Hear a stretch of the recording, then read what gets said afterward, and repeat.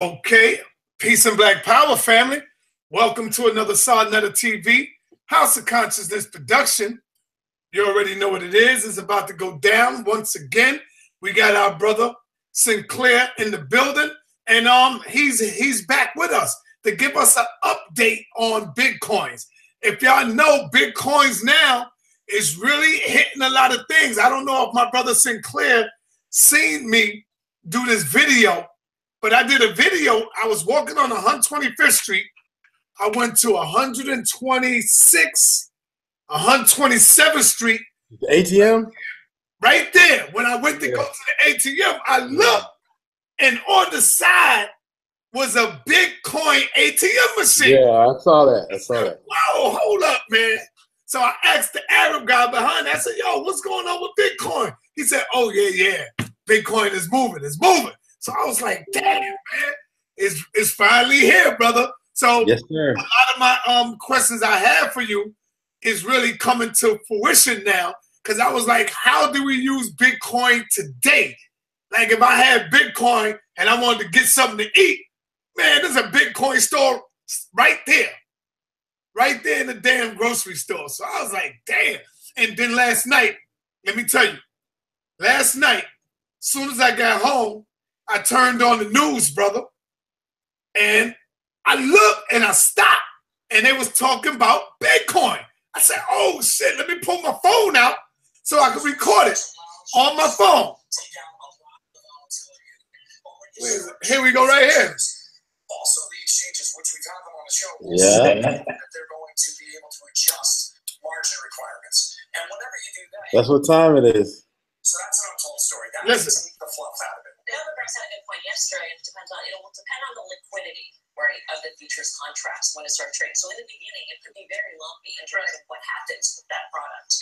Yeah, I mean, it's interesting though. I have a Bitcoin position. I take a lot of money off the table, but I'm going to let the rest ride. I looked back at the internet bubble. That chart looks adorable compared to the Bitcoin chart. So you got to be ready for a super wild ride. Adorable. So yeah, man, I just pulled out the phone real quick just so I could catch some of it. And sure enough, they started to talk about Bitcoin. You the first brother that brought it to life on my channel. And wow. Everybody could see. They can't say they didn't know. They can't say, oh man, now y'all telling us, brother, you tried to let us know that we need to invest in Bitcoin right now. Yes, you know, it ain't like it was when you first came here. Right. Now to invest. Yeah. So it's really blowing up. Let's go in, my brother. Talk about it. Well, hey, again, thank you, Russ, on that. You've been with us on this incredible roller coaster ride. You know, we started the year off slowly, and now we're really on for a real ride right now. And I think there's been two things, or probably three things. Our company, BitMari, we finally launched in Zimbabwe, our remittances company, where you already were aware of our wallet. I came on your show, and we was in that place, Sylvia, and the brothers that knew you already had their Bitcoin wallet. So your audience is already shown, I think, two things that's important, at least in our business. We need black folks that are technically competent and culturally competent. And I think your audience has probably the best mix of the two that we've been exposed to. So coming on your show is a requirement, because your people are the ones that are going to take this information and do something that's relevant to our people. And I think that's one of the keys when we're looking at this technology. How do we make it germane? How do we make it relevant to our community? Anything else is a distraction. If we're not here trying to make sure we empower our community, we're probably collaborating with something that's not helpful. So I think I just must commend you for creating this community of people who, wherever they're from, you know, even the questions that people who reach out to me, when they say they heard about us through your show, I know the level of awareness and the intellectual acumen of the individual is amazing. And I often learn more than I think I'm going to teach about stuff, because your people know a lot. So where we are now, I just got back from Zimbabwe. We had a big bus tour going to different communities talking about Bitcoin. That was the big thing we had was I Love Black People bus tour. We started off, we called it the first transatlantic bus tour, and was sponsored by BitMari, and our focus was Bitcoin and Black liberation. So we went through all different historically Black colleges: Howard University, Morgan State, North Carolina A&T, FAMU, Spelman Morehouse, Jackson State, FAMU, Prairie View, all these universities and communities. And then we went to Zimbabwe, and we went to the National University of Science and Technology, Bulawayo, Polytech, and a host of universities and communities there talking about Bitcoin. And what we said was, in the early 90s, no one came to our communities telling us about the internet.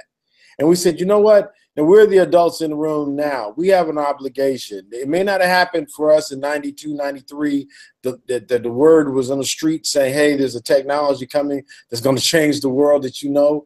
And we said, let's do that for Bitcoin. And the biggest thing as a startup, we're a Bitcoin startup. The biggest thing is really customer awareness, actually educating people so they even know what a Bitcoin is, and then how you can use it second, and then the power of this whole technology. So we went around talking to small groups of folks in these different places, letting them know about our product, our wallet. And then also we met with the Zimbabwean nationals that were here studying or working.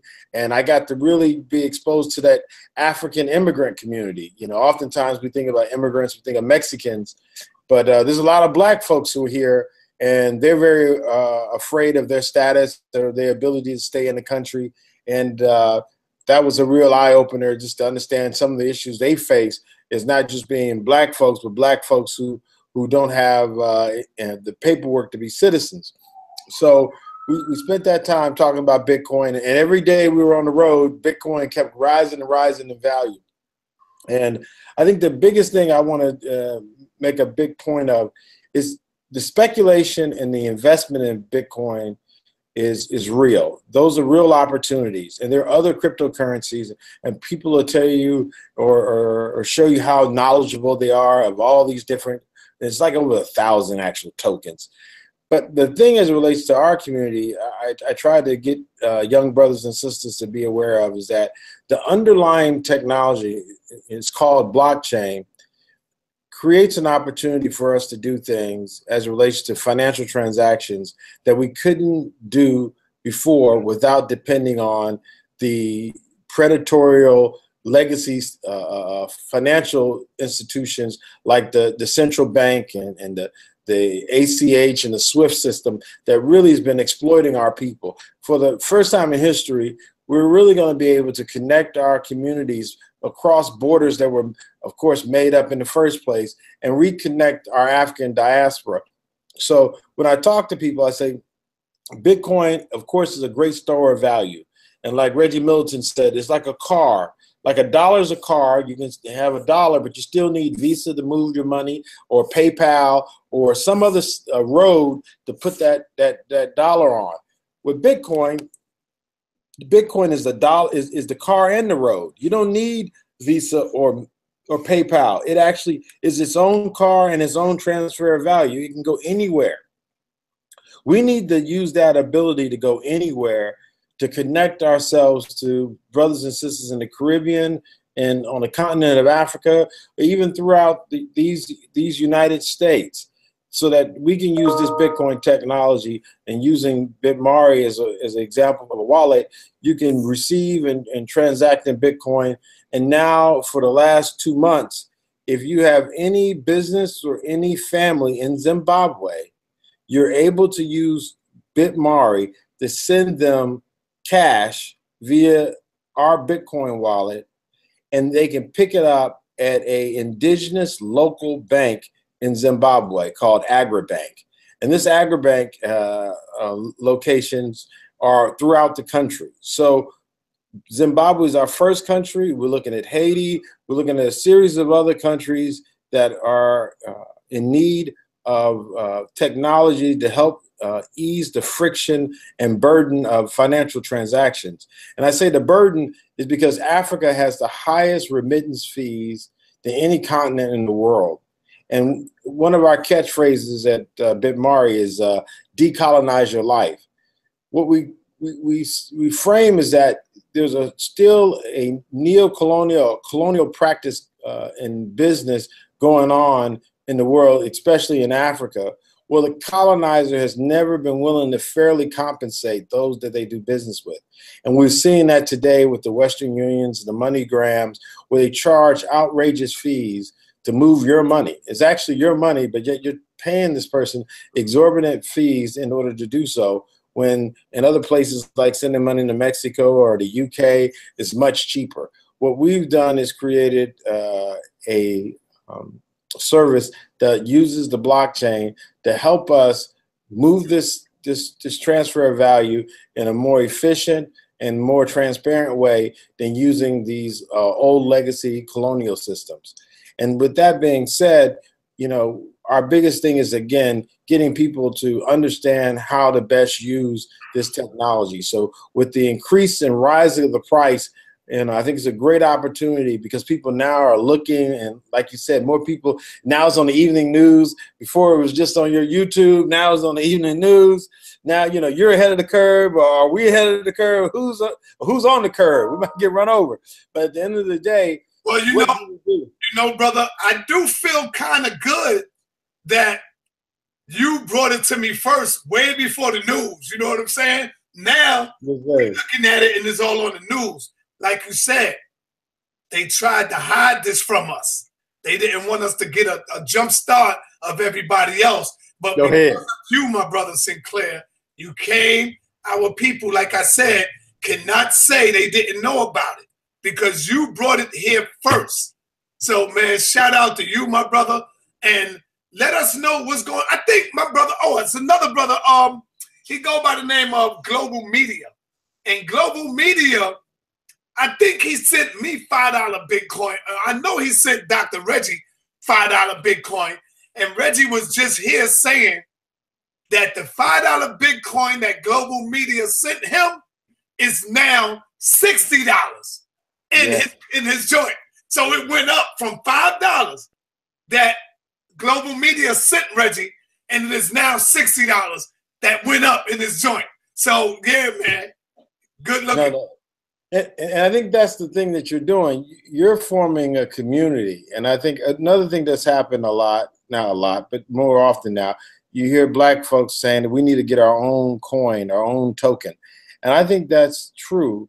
And I think it first comes with education. I think if we get people to use Bitcoin and understand how to use that, and then we can actually create a Sonetta coin where we have people trading it and using that to transfer value in order to support programming and content, as well as with the things that we're doing with Zimbabwe women farmers. We use to help folks, you know, crowdfund or contract farm with farmers in other countries. So I think there's some real opportunities in creating communities. And I think you're a person who has a community that has the sophistication as well as the orientation to be useful in a way that can take advantage of technology as well as the economic framework that's necessary. So I think these conversations need to continue to happen.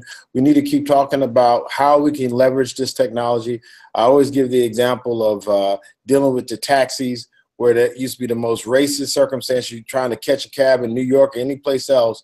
And now with a lot of these rideshare apps, there's technology out there that's in many ways rendered a lot of those things obsolete. It's still out there, but we should be able to use technology instead of complaining and begging folks to change their ways. We should just expect the liar to be a liar, and we just need to stop believing them.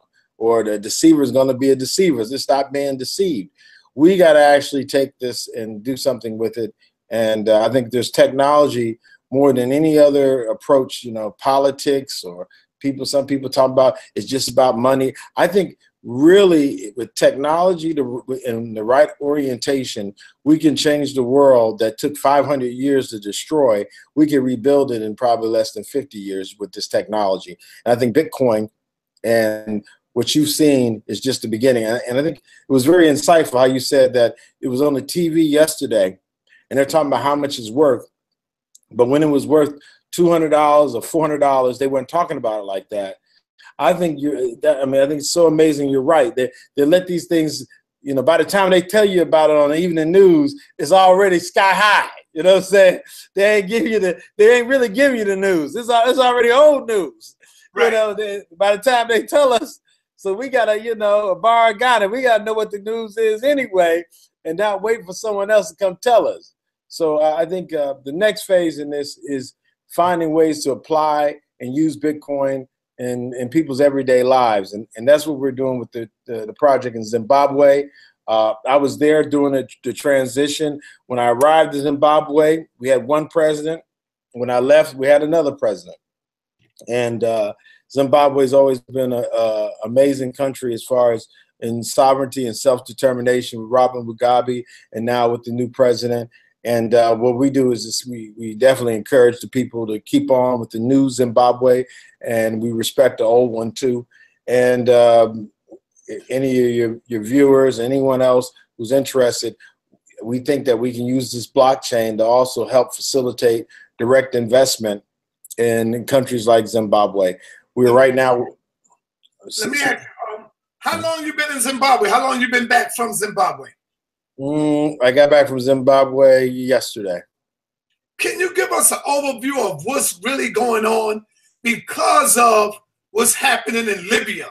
And I'm surprised you went over there with all this stuff going on, with the kidnapping, with the enslavement process. Have you heard or seen anything or what's going on in Africa, brother, about that?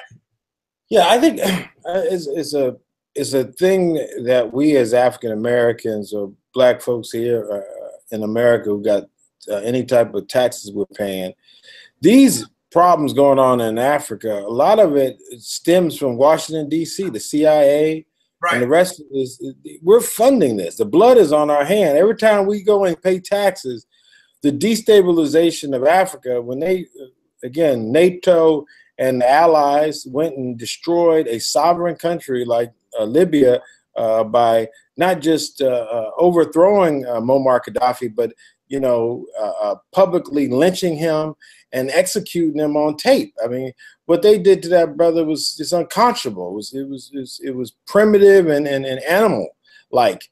But what's going on now is that those same agents that were involved in the overthrow of Muammar Gaddafi, funded by France, funded by our country, are now using their military expertise and access to weapons to destabilize places like Mali, Niger. All that you see going on there, a lot of it emanates from our government. And I tell you, the best way that we can help a brother or sister that's being enslaved over there, because it could be you and me.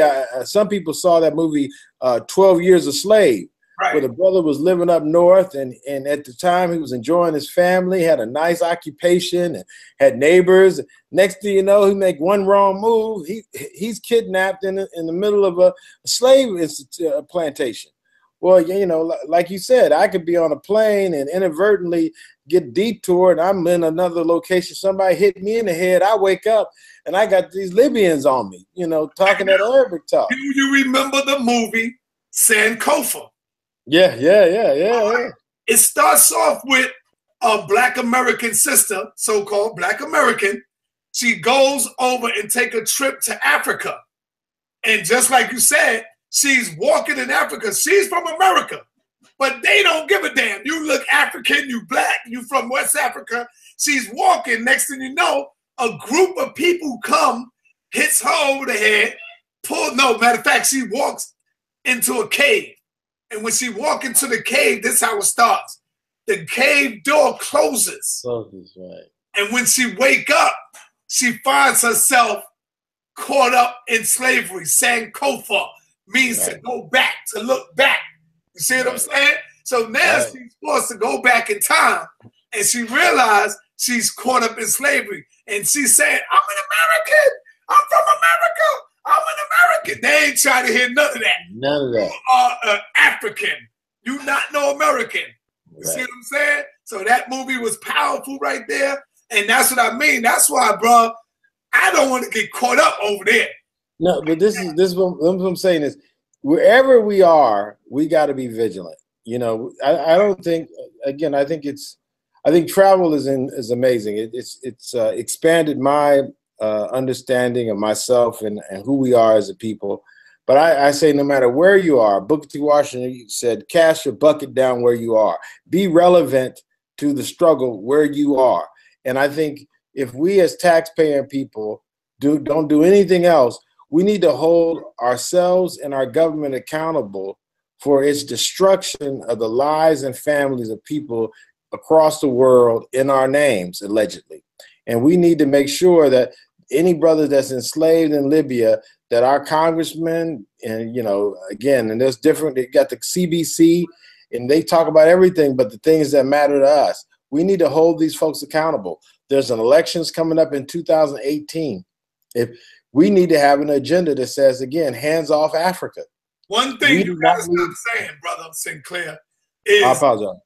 Our government, our congressmen, our United States. It's not ours. Remember, Malcolm used to always tell us that we always say our government. No, it's not ours, it's theirs. It only becomes ours when we begin to shape and mold and put our men in position. But as long as it's not our men that is going in position, it's not ours, it's theirs, and they're working for them. So not our government, brother, their government. Don't associate yourself with that. Now here's the trick part. Now, what you just said is the truth. Now, what happens is when you go traveling with that American passport and they hear you talking that American accent, and they know they seen soldiers that look like us from Colin Powell and the rest of these folks, and they over there killing in our names. Let me say another way. This government, we can call it, I'm willing to humbly, Brother Sonetta, on your show, I'm clear. Yes. This government is killing people in our names, though. When you got that American passport, and you get off out there and you say hello, now these folks know where you from. Now we can say, hey, I didn't have nothing to do with that. Right. We can say that. If somebody just had their family killed by American paid drone strike, now we can get in semantics. We can say, well, you know, really, brother, I didn't even vote for these folks. I got it. I see where you're going. That's gonna last for about 5 seconds. Now I don't know if you remember, there was a time when the world saw African Americans as a kindred spirit, because they knew we weren't getting a fair shake. So there's been times when there's even been hostages overseas where they see some Black Americans in there, they let them off the plane. They said, brother, look, I know you're going through hell. We're going to let you get off the plane, but we're going to keep the rest of them here. But that was like the 60s and 70s. When they started seeing people like Colin Powell, what's the sister name that worked for Bush? Jesus, her name escapes me. The first Black woman Secretary of State, Condoleezza Rice. When they started seeing these Black folks, including our president, former President Obama, involved in killing and destroying people of color, Black folks, brown folks all over the world, their impression of who we were in America changed a little bit. I ain't say it changed for everyone, but when they saw that a Colin Powell could actually participate in the destruction of the whole country like Iraq, it made them less trustworthy about our motives. Even though we've been through so much hell in America, when we have these conversations about what, you know, our foreign policy, what this foreign policy does, they do see a level of complicitness if we're not outraged, if we're not saying, hey, Black lives matter in America and they matter all over the world. Why is the government that I'm paying taxes to using this money for drone strikes on wedding parties and in hospitals and whatnot? So again, I agree with you. We do not control this government, and the ownership of that government then becomes very suspect. At the same time, we have to use every lever we have in our disposal to hold people accountable for the murder and the killing that's going on, and especially when it's in the name of the United States, where we have citizenship. And again, this slavery that we're talking about, again, is going on while we going about our everyday life, just like that 12 years a slave. That guy was going about his everyday life, and he wasn't thinking about it because it didn't directly impact him. But what he quickly saw, wherever there's injustice, was injustice anywhere is injustice everywhere. So as long as we got folks that are being barbarically enslaved, it's going to be a problem, and that we need to hold anybody and everybody accountable. So again, these are things that while I was in Zimbabwe, I saw the news in the media, and I still want to hear some firsthand accounts. Thus far, it has been a lot of information, third hand. You're not sure who's taking the pictures and why they were taking the pictures. Were they videoing? Did they know they was videoing? There's a lot of interesting things with this media. So let me ask you, brother, to bring it back. Sorry to cut you off. To bring it back to the Bitcoin. How do one now, if they see it moving, how do we get it going now? And Sister Sapphire, the link is not working. Every time I click on it, it's not working. So you're doing something wrong with the link. But Brother Sinclair, how do we, get involved in the Bitcoin before next month is going to go up even more? We need to do it now. How do we go? I tell you what I would do is you can go to BitMari.com, BitMari.com. Our wallet is free. Every Bitcoin wallet is free. So hold on. I need you to say that again, Sister Sapphire. And Ayempasek, can you put that in the chat room, please? Say it again. Say it so they can throw it in there. B as in Bravo, I as in India, T as in Tango, M as in Mike, A as in Alpha, R as in Romeo, I as in India, .com, bitmari.com. Okay. And Mari means money in Shona. Yeah. That's how you can, go ahead, finish breaking it down. Okay, so you download our wallet, okay, and then you go to buy or sell, and then you click on buy and sell, and it connects you to our partner who has an exchange. When you buy or sell Bitcoin, you use a thing called an exchange. It's like exchanging money, like you're exchanging Dominican pesos for dollars. You use an exchange.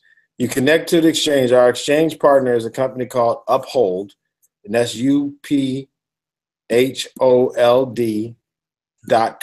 Uphold.com. They're our strategic partner, working with us on our remittance platform, and as an exchange. You go ahead and register on there, and then you connect your identification, because they got to do what they call KYC, which is know your customer. So again, when you're dealing with going from fiat or US cash to Bitcoin, you have to be identified. So you give them your details, and then once they give you give them the details, they verify the details, and then you can connect your bank account details, and then from the bank account details, you're able to take however amount of money you want and exchange it for Bitcoin. What are the fees, my brother? What are the fees? Okay, so the fees are hidden in a way. It's just like an exchange rate. So different exchanges give you better rates. So what they'll say is there's no fee, but then somebody gives you less Bitcoin for your dollar than the other one. So you can always see what the going rate is for Bitcoin. You just put Bitcoin and put Bitcoin rate in Google, and it'll tell you what the rate is. And that's the going price. So there's no additional fee for doing the transaction. Okay. Okay. Let me know when you finish. I can open up the phone line for some questions from the people. Oh, yeah. Come on. Let's go ahead and let's open it up. All right, come on, family. Can y'all put the phone number inside there for me, please? And let's get some callers in. First call, first serve. You already know. Y'all got the man right here. Ask any question you have. And we want to open up these phone lines so we could properly serve the community right. Now, how do we know and what do we look for not to get scammed? What are the scamming alerts? What do we look for? If anybody's telling you that you got to pay a membership fee in order to buy some Bitcoin, that's a scam. Okay. If anybody tells you that you're going to get some shares of Bitcoin, not the actual Bitcoin, but you're going to buy some shares. Bitcoin is a digital commodity. It's no shares. It's not a stock. Okay? You're not buying into a company. It's more like buying gold. So they're going to tell you how much gold you're getting and you pay for the gold. That's it. And what's better than, why it's better than gold, gold is a physical asset you got to kind of pick up and you got to deliver it, walk around. Bitcoin is a digital asset. So you can carry it anywhere you want and you can move about the, you know, like I got my Bitcoin, my BitMari wallet right here. Okay. So in my BitMari wallet. Yeah, let me see it. So that's my BitMari. So in this wallet, woo! I got about 9 Bitcoins and it's worth about $96,000 in this wallet. Oh, got it. Okay. So, Black Power family, what's your name? Where you calling from? Peace, this is Lord Zeke from Long Island. All right, talk to me, my brother. You have a question for the brother? Yes, peace, brother Sinclair. My question to you is, in regards to Bitcoin, how does this Bitcoin fluctuate? Meaning, of course, I've seen earlier today that there was a pileup on our phone lines, and that's why the Bitcoin supposedly dropped. So, in saying that, we know that if it dropped, and we have people, a lot of people wanting to sell, it's also going to drop. So, my question to you is, what motivates this Bitcoin in regards to fluctuating higher or lower?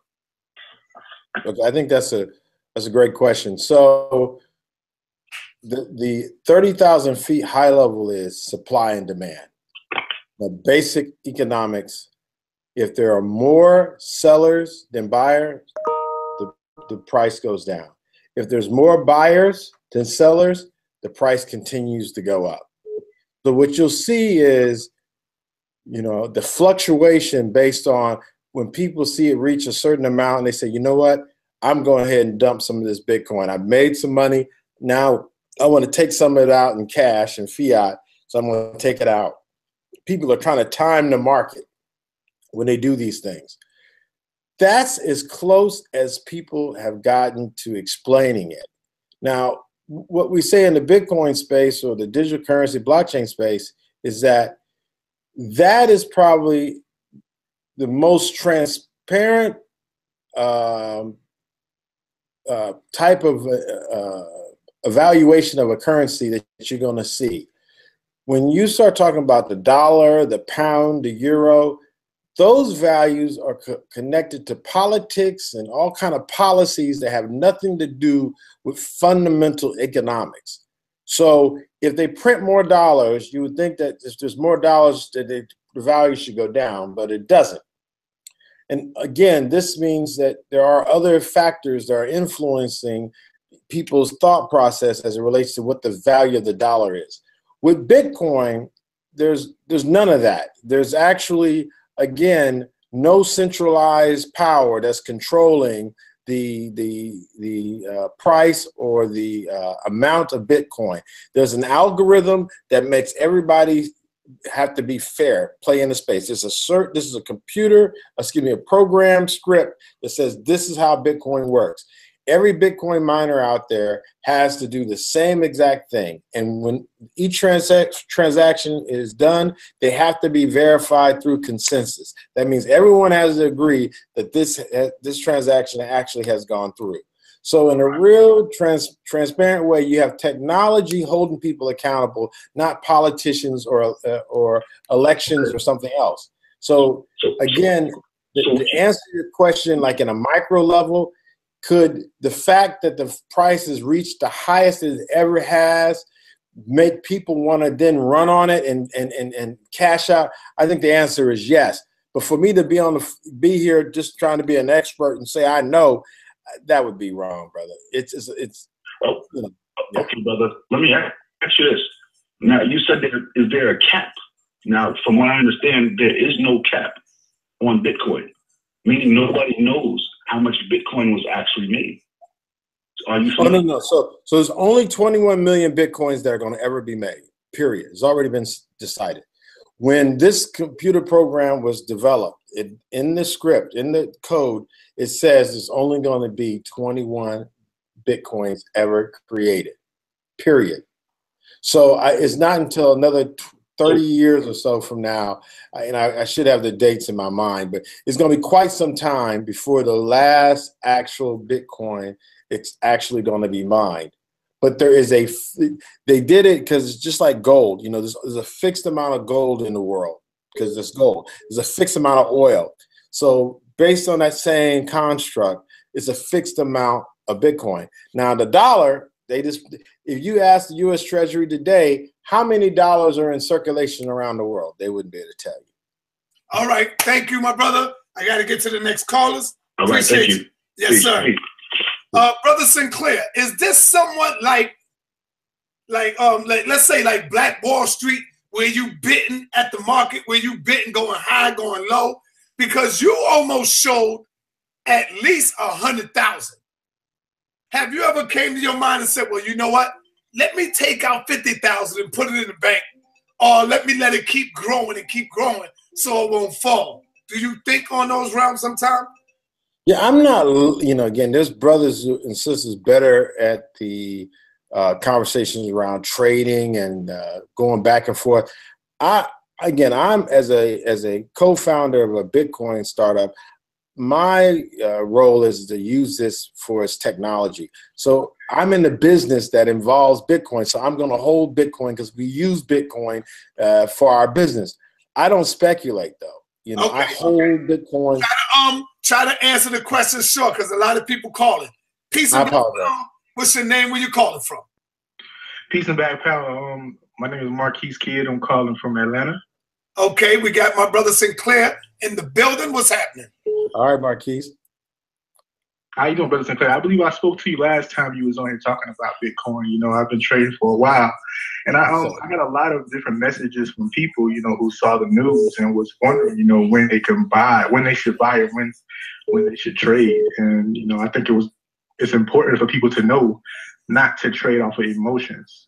To have a plan and buy when the price gets to a certain low and sell when the price gets to a certain high. And I just was wondering, could you touch on that a little bit?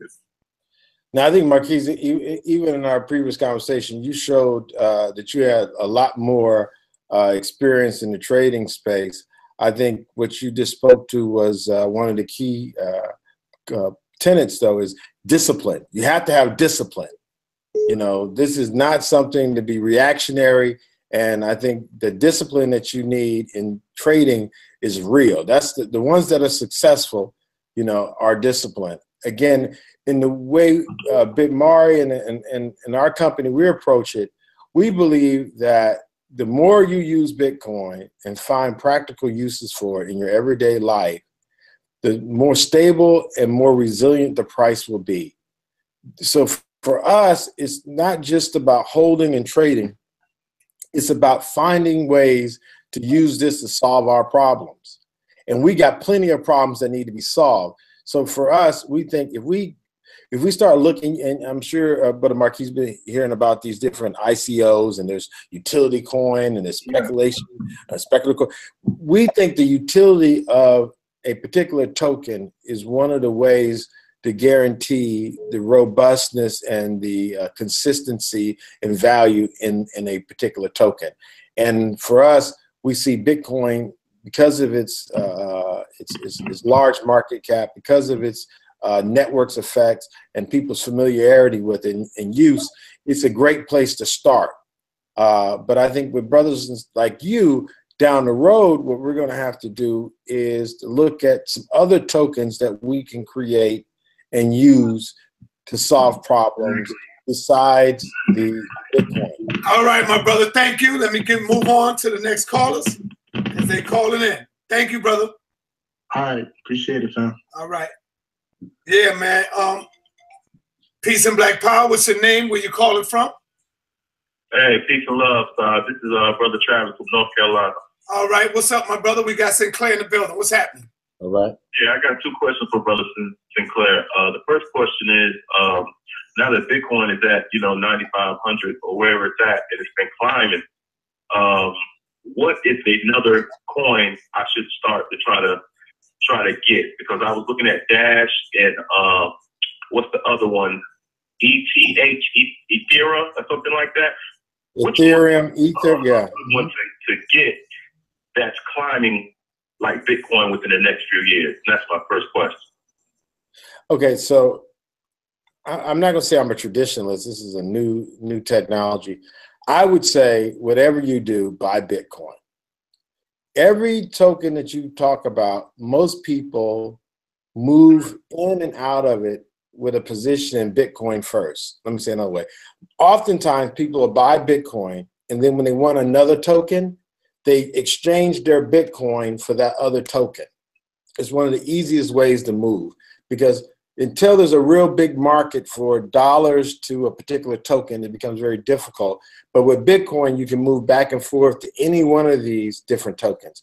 So what I would say to you, your first move I would suggest is to get some Bitcoin. And don't be alarmed by the price of Bitcoin. So I'm just say this. Earlier this year, it was less than 1,000. So then when it got to be 1,000, people were like, oh, man, I missed it. Oh, I should have got in. No, my brother, you go ahead and get in now. The best time to get into Bitcoin is now.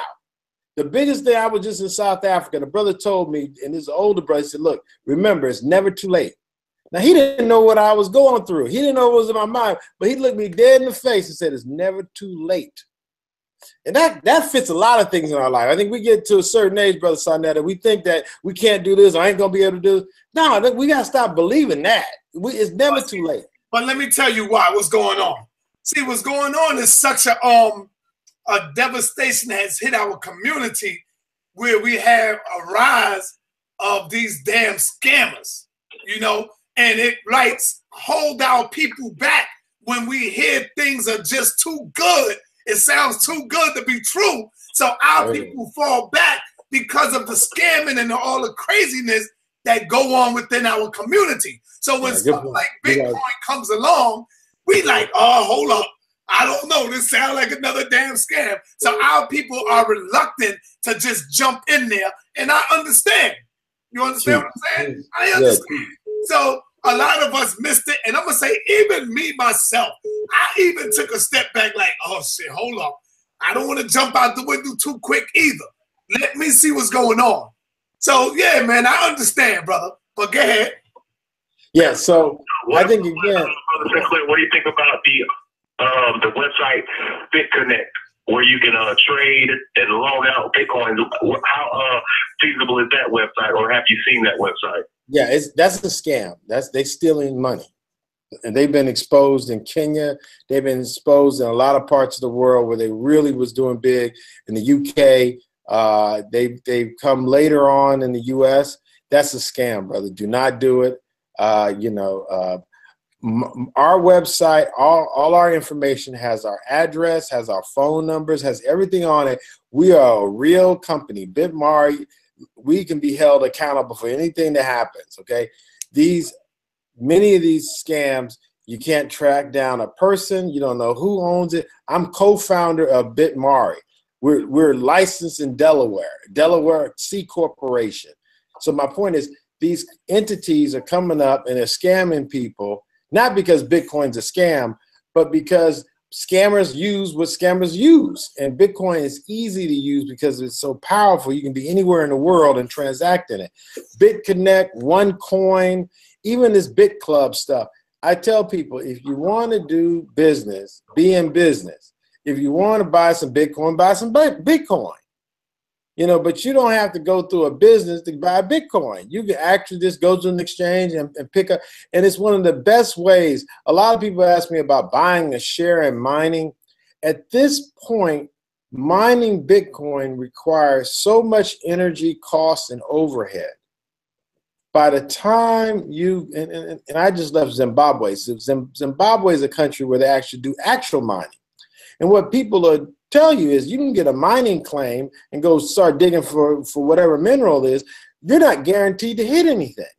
So same thing with mining. You're competing against every other miner out there to try to win that Bitcoin, and you might not win. All right, let me move on. I got more calls because I got another show to go right after this one. So thank you, my brother. I appreciate it. No doubt. Appreciate it, brother Sinclair. Appreciate it, son. Peace, bro. Peace and Black Power, family. What's your name and where you calling from? Dominic. Dominic from California, Los Angeles. Yes, sir. What's going on, Dominic? Well, I was calling because the brother had just said Vigilant was a scam, but it runs on the same blockchain technology as Bitcoin does, but it just has a little bit more functionality to them. I wanted to know, you said some Zimbabweans had gotten scammed. Where can I find any proof or links or articles referencing that? Yes, so you can go to, and again, I'm not the person to give you all the verse and detail, but one of the things that's, I want to say within the last 3 weeks, it was revealed that it was a scam, and they now are looking for a guy out of the UK who said he had incorporated there. So if you put in on Google, put in BitConnect. That was about a week ago too. The guy named Mitch Fitzsimmons. There's now they've reincorporated it under 14 of the top promoters. But have you ever heard of something called a Bitcoin trading bot or a Forex trading bot?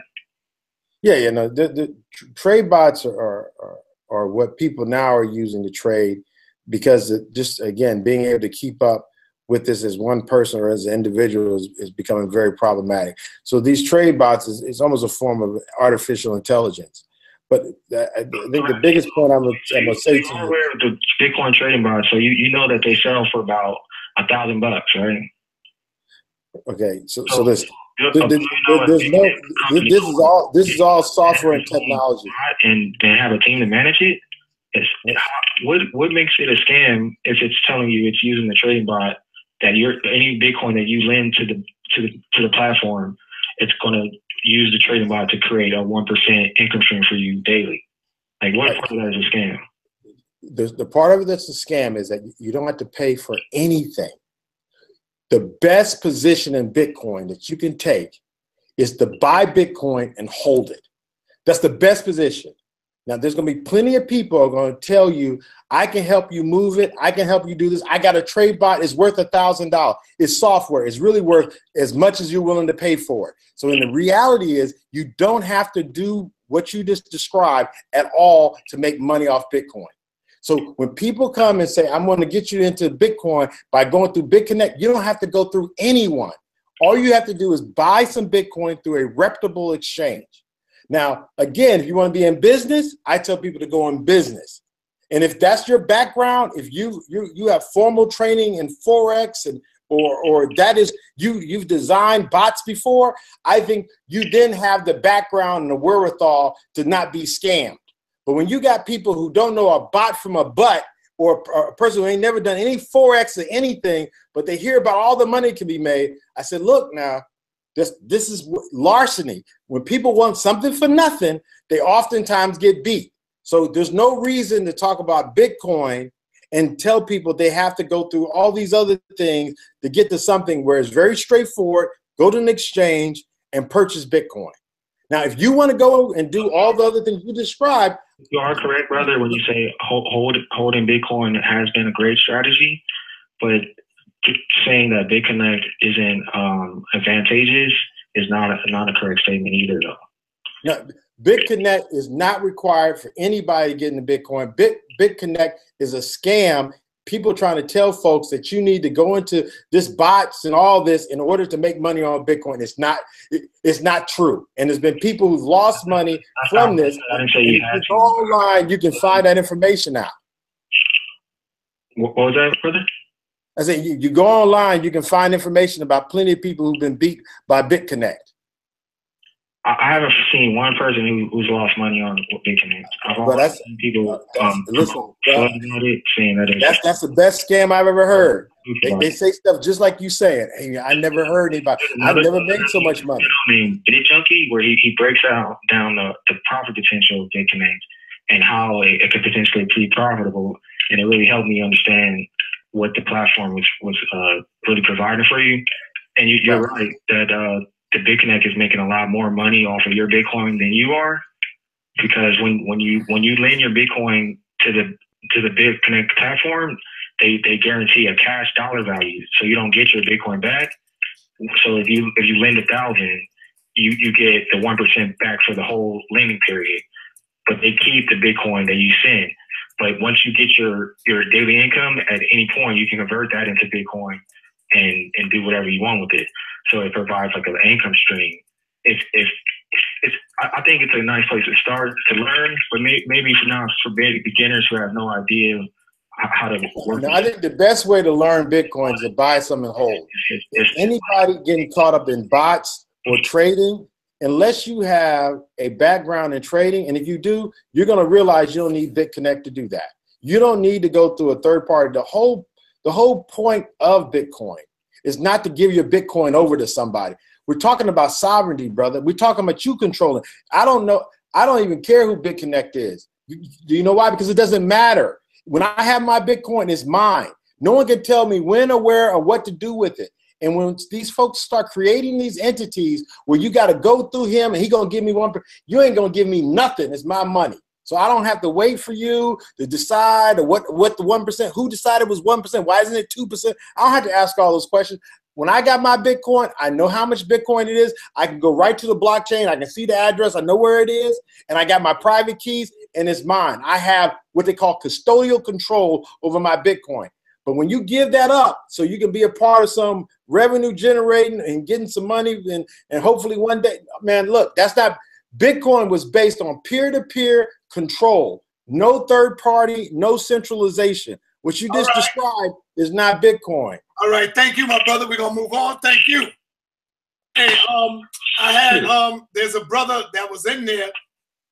Global Media said he was scammed by the other one that the brother's talking about. What's the name of it?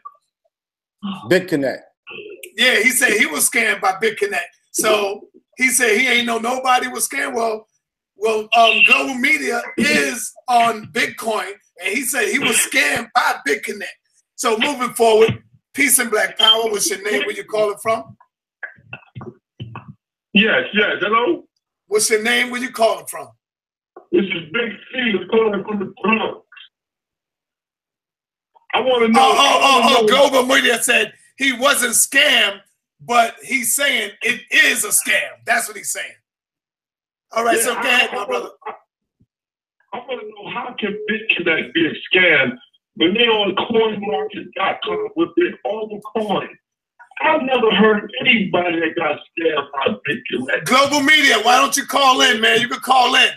Listen, I just want to help these brothers out with this. Now, listen, Bitcoin doesn't require you to go through anyone. Okay, so when you start, require that. I buy Bitcoin and I make profits from the Bitcoin too. No. We're not talking about we're not talking about alt currencies. We're not talking about Forex. We're talking about going to a third party and using a third party to somehow transact and get value from Bitcoin. The fundamental Satoshi from day one, this has been about one person being able to transact with one other person without going through anyone. Anytime you start talking about, I'm going through BitConnect to deal with my Bitcoin, I know it's a scam because that's not what Bitcoin is for. People, I mean, again, if people are looking for somebody to go through that, bro, hey, that's fine too. But I'm telling you, we're gonna mislead. They had 3 M's. They had multi-level. Most of the things they've gone through to try to get people's money. When I'm telling you, the best way to be in business is go in business. The best way to buy Bitcoin, just buy Bitcoin. But when you start trying to mix the two and go through someone else's entity to get the Bitcoin, what you're going to find yourself is losing money, and no one's going to ever say it's a scam. So that's the problem here. The scams ain't going to ever look like a scam. But I'm telling you, Bitcoin doesn't require anybody to transact on your behalf or pay you out anything. You can reap the full benefits from Bitcoin by holding it and owning it and selling it to someone if you choose to. But you don't need to go through anybody. This thing's about sovereignty. So again, there probably are better people who can tell you how to hustle this thing. But I'm telling you that there's a way for you to have autonomy and self-determination and control, and BitConnect ain't it. It's Bitcoin and actually controlling with custodial control. That means you have your private keys. If you don't own or control your private keys, that's not your Bitcoin. That's somebody else's stuff. So we got to understand the difference between a public key and a private key, and we got to have ownership. If BitConnect decides to leave tomorrow, I don't care, because why? I got my own Bitcoin. I control my Bitcoin. I don't have to wonder about anybody. All right, hold on, Sinclair. All right, we got Global Media on the line, and maybe he could give us a little more insight on Bitcoin and BitConnect. Talk to us, Basim. No problem. What's going on, Sonetta? What's going on, brother Sinclair? How are you? Hey, it's all good, my brother. Yeah, I'll just say this. For legal reasons, BitConnect is a scam, allegedly, but I'll say that I agree 100% with brother Sinclair. They are actively looking for somebody right now out in Europe who's responsible for about $25 million in losses. Okay, so that's one thing. And yes, there are stories on the internet about BitConnect. And I'll also tell you this. Now that Bitcoin is worth a little bit more than $10,200 per Bitcoin, everybody's an expert, Sonetta. Everybody's got this magic trading power, and they're an expert. But you never heard anything from these people a year ago, 2 years ago, 3 years ago. So anybody that's dealt with myself or D. Miller L. of the Moab Bit Association or Brother Sinclair, we have real testimonials that show and prove the money that was made in a very short amount of time. And yes, Sonetta, the same $5 in Bitcoin I sent Brother Reggie, I sent them to you as well. So I recommend that you try to remember the email address, try to remember the password that you set up. Right. Because right now, $5 is over 60. So I like what Brother Sinclair is saying. He's got his own app out. The D. Miller L's got his own app with the Moab Bit Association. The brother just showed you almost $100,000 worth of Bitcoin. And you mean to tell me if there was a better cryptocurrency, a better altcoin, or a better way to make money with mining or trading, you mean Brother Sinclair wouldn't have his money in it? That's right. Yeah, I appreciate that, bro. Completely. So, Brother Sinclair, I have a quick comment. I know one of the things we've ran into lately with trying to get people on board, and one of the biggest things they're skeptical about is they don't exactly understand how the money is stored. They think that the Bitcoin in their money is just somewhere floating around on the World Wide Web on the informational highway. Maybe you should take the opportunity right now, Sinclair, to explain the difference between a hot wallet, a cold wallet, how you can actually store it to a flash drive, how they've got paper wallets. And everybody keeps saying, well, if there's some kind of computer glitch or if there's a hack, everybody's going to lose their money. So if you don't mind speaking on that, I think it would be really educational for the audience. And hey, I'm in full support. Every penny I have extra goes straight into Bitcoin. And I've sent numerous people Bitcoins over the years, and it's done nothing but rise. I don't mess with any other altcoin or anything else but Bitcoin. I don't sell mine. I hold them. Bitcoin is predicted to be at $20,000 per Bitcoin by next summer, and the experts predict up to $150,000 per Bitcoin in the next 10 years. I know Sonetta's got other callers. I appreciate the time. I'm just listening in. You gentlemen have a good night. Thank you, Basim. Thank you, brother. That was a blessing, brother. Peace, God. I think he brings up a great point. So what we have is a cold wallet, and what he was alluding to is a hot wallet. A hot wallet is a wallet that basically holds your Bitcoin keys in a cloud. So Coinbase is a hot wallet. Uphold has a hot wallet. The fundamental good and bad news in that is this. With a hot wallet, if you lose your password, you can go to these centralized companies and say, look, my name is Sinclair Skinner. My account is this. I lost my Bitcoin. I lost my password. Can you give me another password? They can give you a password. And the reason is because they actually are the ones in control of your Bitcoin. You're not. They actually have what they call custodial control. They actually control your Bitcoins. I had a friend that was in the Sudan, and he tried to use his wallet, and he had a hot wallet, and they froze his account because, again, they thought he might have been a terrorist. I don't know why, but he had to wait till he came all the way back to the States to clear it up. With a cold wallet like we have with BitMari, you control your private keys. They're actually in the form of what they call seed words that you back up. And as long as you got those seed words, you'll always be able to have access to your Bitcoin. And let me say another way. On our wallet, you're actually downloading our app. You're able to use that to receive and send Bitcoin, and you have your private keys. If you delete the wallet off your phone, as long as you got those seed words, you can go to any device and with your email, you can go back and rock and roll because you have those private keys. Then there are people who are even smarter than that, and I have my Bitcoin in multiple wallets. They have you can actually have your private keys written down on a piece of paper. Remember, the Bitcoin is actually on the blockchain, and the blockchain exists through a host of decentralized computers.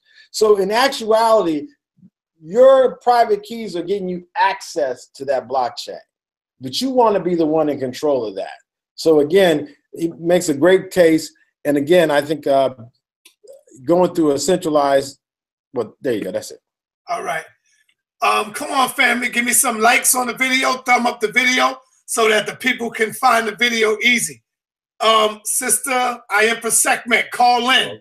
There's a sister that's on my team that's with the Black House of Consciousness, and she been talking about Bitcoins for a minute, and people was laughing at her. You see what I'm saying? But she never talked to me about it. But she been on it. And I need you to call in too, Queen, when you get time. Peace and Black Power, family. What's your name? Where you calling from? Hey, shout out to this Jay.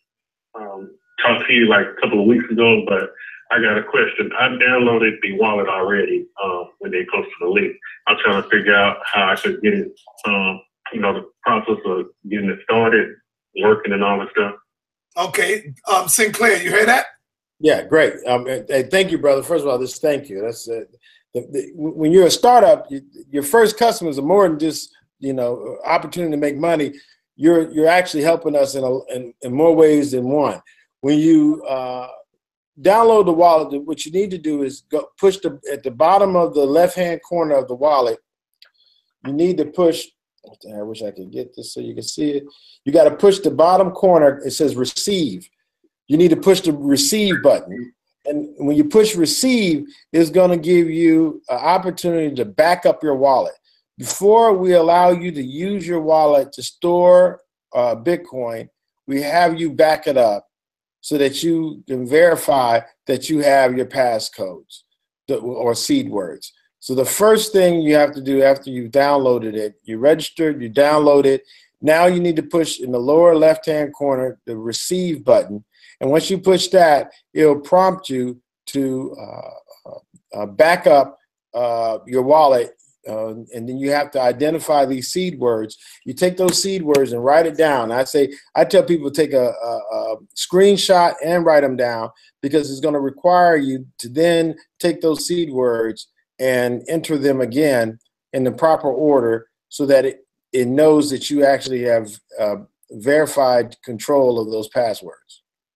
Once you do that, you're ready to go. You can, then you'll have, once you do that, you'll be able to show, here's your, this is your public key, your public address, and you'll be able to have people send you Bitcoin.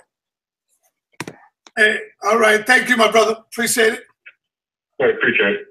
Hey, remember Sinclair, you downloaded for me on my phone, remember?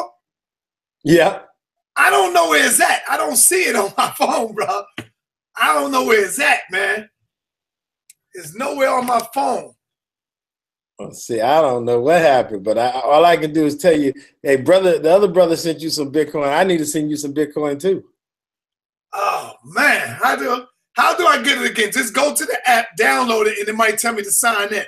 Right. Because I remember uploading it. This is another phone I got though.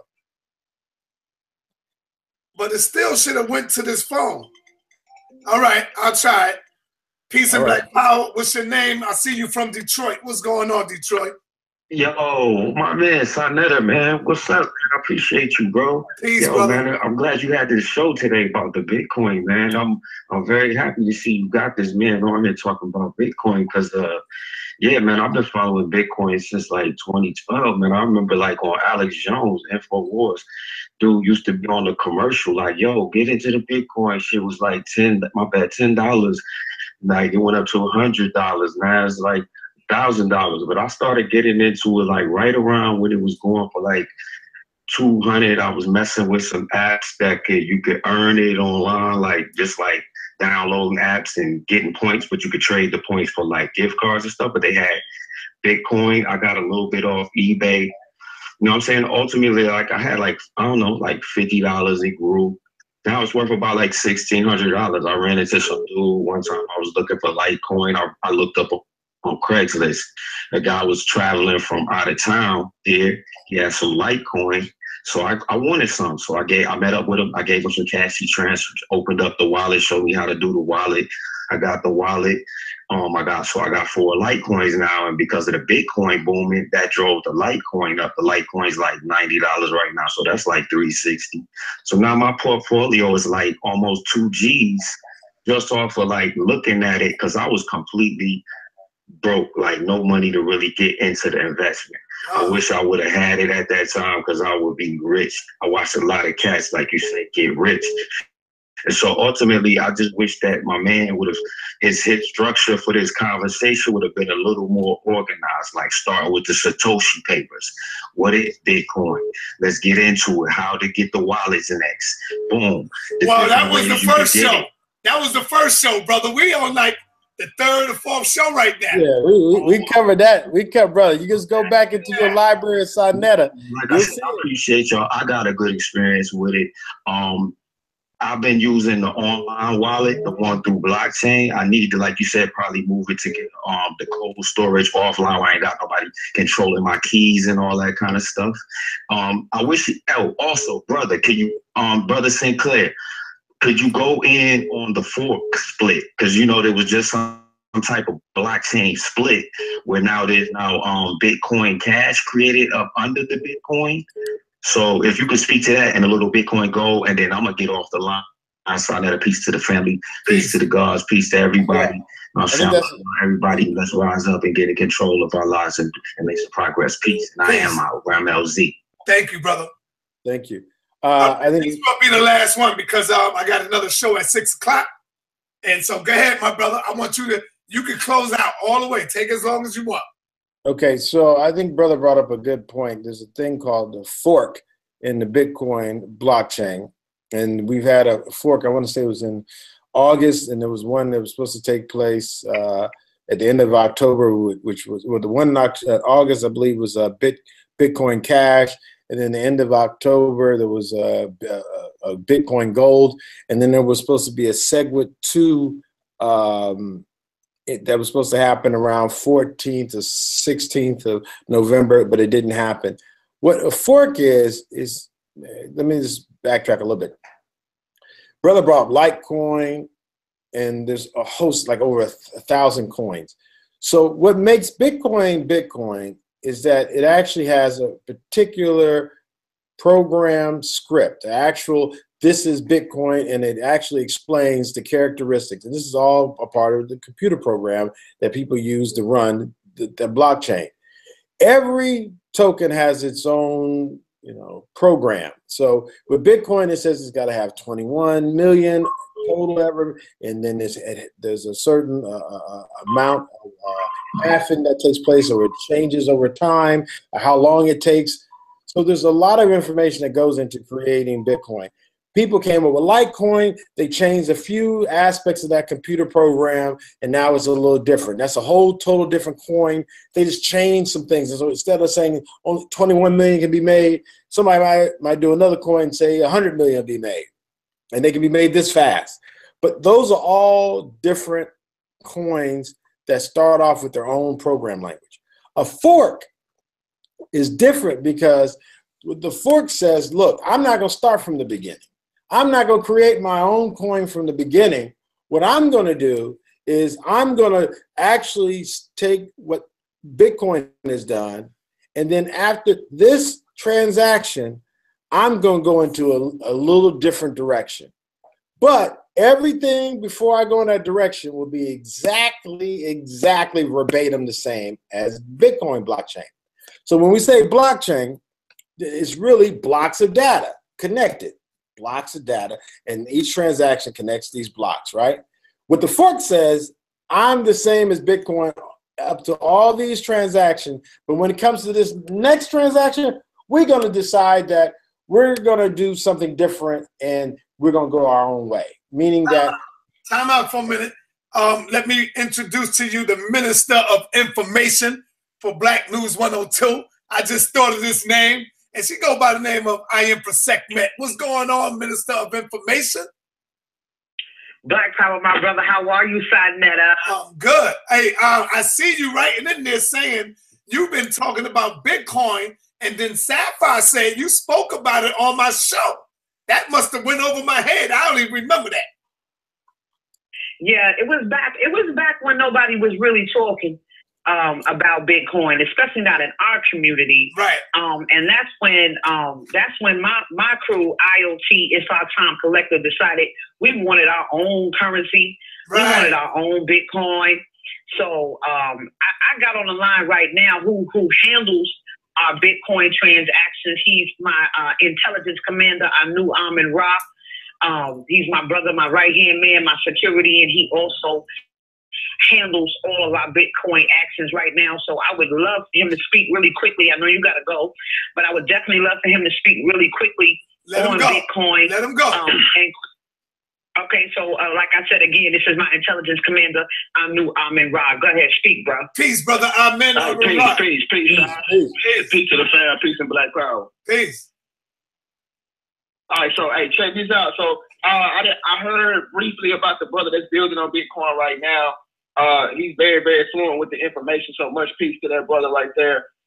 So a lot of people, when we started getting into Bitcoin, wasn't techno savvy with the conversation of blockchain and how all of it works, and just pretty much what would they be getting themselves into with dealing with cryptocurrencies in itself. So now in IoT, we have three favorable forms of cryptocurrency that we deal with. And those three, it's my personal opinion, so people may have their various opinions. And that's Bitcoin, of course.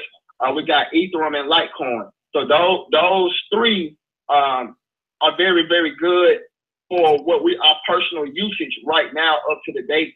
So I want to tell some people about some different apps that if they want to check out the prices and kind of see what exactly is going on, give them some opportunity to do some fair research, connect themselves with the proper people, proper relationship channels to kind of see how can they get in and get a good fit. So the app that IoT uses, we use the Bitcoin app, but we also use Coinbase. So that's Coinbase, Coinbase. All right, Coinbase has those three Bitcoin, those form of cryptocurrencies that we do use. That's Bitcoin, Ethereum, and Litecoin. So now, at this current time, we do have 3 Bitcoins total. All right, so we have 10 Hey, hold up, Litecoin. hold up, brother. I'm gonna give you your own show to promote, brother. All right, I'm gonna give you your own show, and we can do it probably tomorrow. But right now, I'm gonna let Sinclair do what he do, because I gotta close out my sister Empress, because I got Garfield coming right up. So I'm gonna give you your own show. We wanted to let y'all know IoT, we got our own Bitcoin. Y'all can invest with us and really get it popping. So we'll get it tomorrow, Empress. No doubt. All right. That's what's up. Peace and black power, everybody. Much love. I think what the brother was saying is helpful. I mean, and Sarnetta, if you ever get together, do a virtual show where we have a group of folks on, especially with the orientation that you bring. I just want to add to that, brother, if he's in Coinbase, which is a hot wallet, if he's trying to trade, Coinbase has a new trader-friendly exchange called GDAX. That's G as in golf, D as in dog, A as in alpha, X as in X-ray. GDAX. So I would definitely tell them that the fees to move around in GDAX, even though it's owned by Coinbase, are much cheaper and more favorable than Coinbase exchange. So that's just one piece of information. I think the second thing I want to say is that if there are people out there who really want to get into programming and development, one of the hardest things now with the explosion of Bitcoin is finding black folks that know how to program and code on the blockchain. And we got to get involved, not just in trading, not just in making and using and holding and investing, but we got to be those who are really creating the actual application tokens that are being built on blockchain.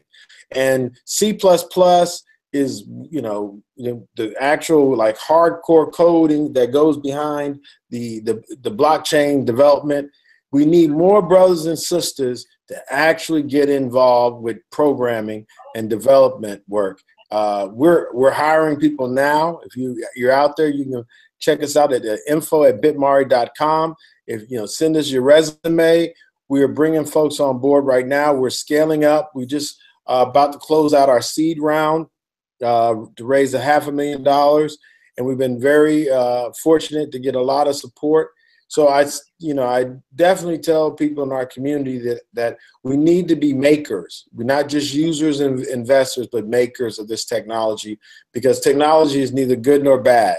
It's what we make of it. And so we can either decolonize our lives and make ourselves freer, or the same technology can be used to oppress us and recolonize us. So we think it's important that those folks out there who are interested in this technology, that you actually get involved, and these young people, and you don't have to be young. You're never too old to learn how to program. But if you do learn how to program on the blockchain, there's plenty of opportunities out there for you to make money in addition to the money that you'd make off investing. So BitMari definitely would love to hire some brothers and sisters that are interested. We also have a referral program. If you know anyone that's doing business in Zimbabwe or have family in Zimbabwe, we are giving a percentage of our transaction fee to those who are on our referral program. You go to our website and find out information in that. We pay out in Bitcoin for those in the United States. And then if you're in Zimbabwe, we pay you out in cash. But that program allows you to make money when we make money off transactions. So again, we think there's a host of ways in this new industry that you can get involved. You can be a maker, you can be coding, developing. You can actually also help market and promote some of these products.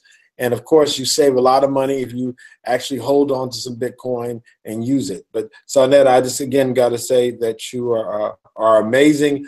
I think the work that you're doing in curating this knowledge and bringing this community together is awesome. And you download that wallet again. I got some Bitcoin for you just on the strength.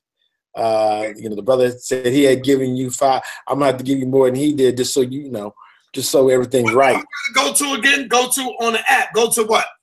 BitMari.com. On the app. Download the app from BitMari.